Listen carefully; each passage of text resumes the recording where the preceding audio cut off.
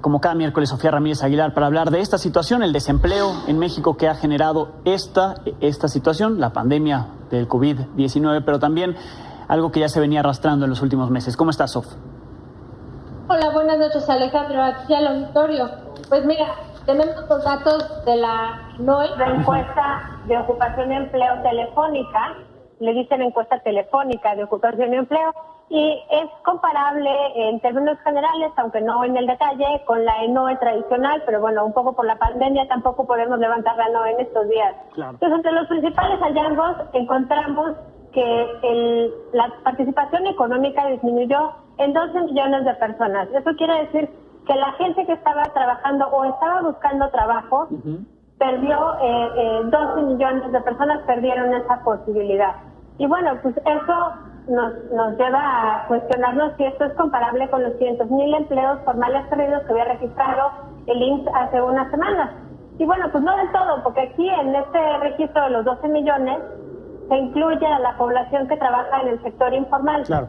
Entonces, la pregunta es, aún recuperando los 500,000 empleos formales perdidos en el optimismo que muestra el secretario de Hacienda y el subgobernador Esquivel de un repunte en forma de V en términos económicos, pues de todas maneras vamos a tener que encontrar otros 12 millones de empleos faltantes. Y si le sumamos los 2 millones de empleos que promete el presidente López Obrador, siguen faltando 10 millones de empleos. Bueno, a todo esto, ¿quién es la parte o el sector de la población más afectado? Bueno, pues el sector informal, porque es quien proporcionalmente, y era previsible, más perdió su trabajo, y esto es en proporción a los trabajadores formales, digamos, que además, pues, si estás en el sector formal y te corren, tienes una indemnización, si estás en el informal, no.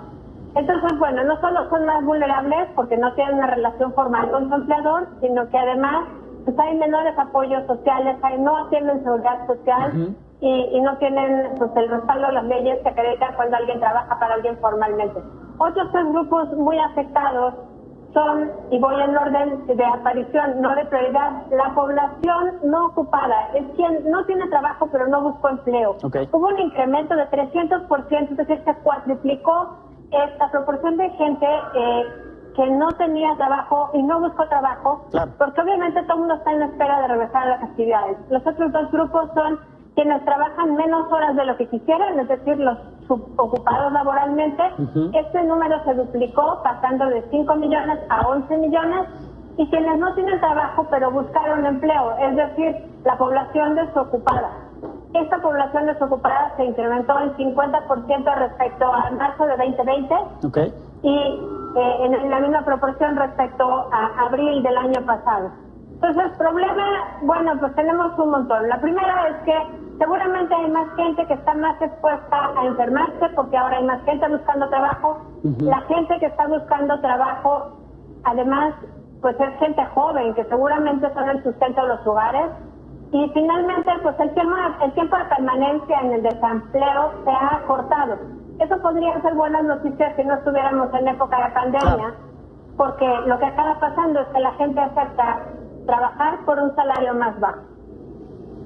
Bien. Lo que pintas es un panorama complicadísimo, son datos del INEGI, como bien lo dices, de esta encuesta de NOE que se aplicó vía telefónica, muestra lo que la gente está viviendo, muestra lo que ha generado, por supuesto, la pandemia, más lo que ya se venía arrastrando y el complicado panorama para los próximos meses. Una vez que comience la reactivación, pues se tiene que pensar en estas, por lo menos 12 millones de personas, cómo les damos trabajo, con medidas sanitarias, por supuesto, pero para que se reactive la economía en el país. Importantísimo este análisis. Gracias, Sof.